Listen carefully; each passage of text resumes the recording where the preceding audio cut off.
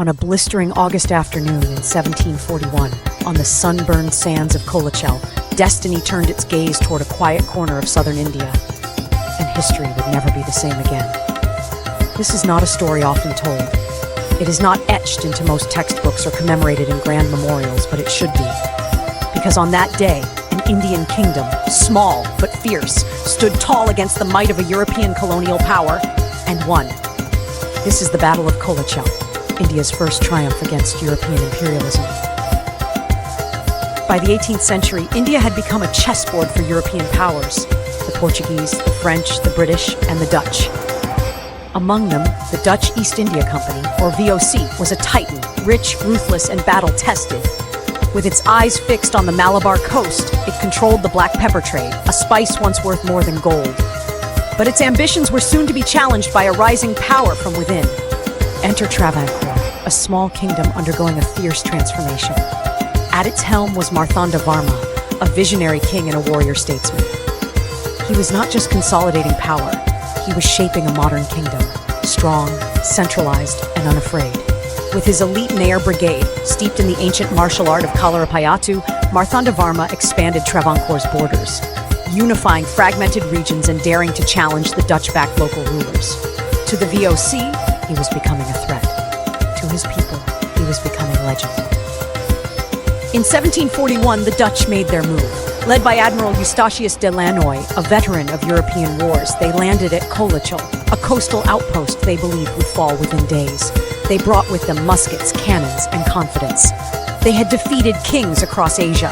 Why should Travancore be any different? But Marthanda Varma had anticipated them. He prepared not just with men, but with terrain, tactics, and timing. The Dutch opened with a thunderous cannonade, waves crashing, guns blazing, smoke blackening the sky. Their infantry marched inland, expecting submission. What they met instead was resistance. Thousands of Nair warriors, moving with lightning speed, struck from the flanks, fighting not with fear, but with fury.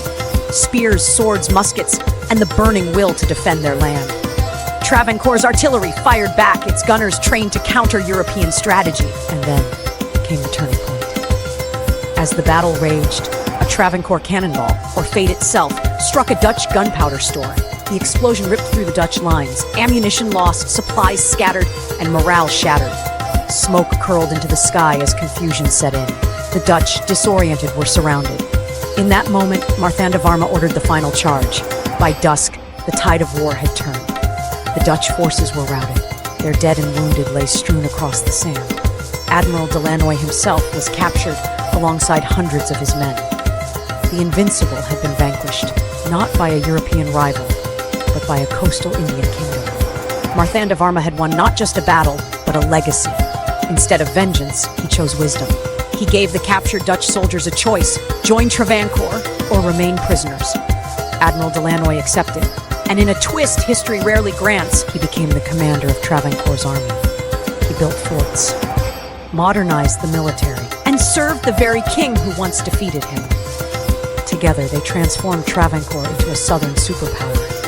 The Battle of Colachel was a first in Asia, an indigenous force decisively defeating a European power on land. It shattered the illusion of European invincibility, decades before Japan, centuries before other decolonization movements. Yet, Colachel rarely finds its way into the spotlight. Why? Perhaps because it's inconvenient to colonial narratives, or perhaps because we forgot to remember. But the sands of Colachel still remember. A victory pillar still stands there, inscribed with the date, August 10th, 1741. It tells the story of a king, a battle, and a belief that no empire is too mighty to be defied, that courage, strategy, and unity can reshape destiny. Colachel was not just a battle, it was a message, and it deserves to echo louder than ever before.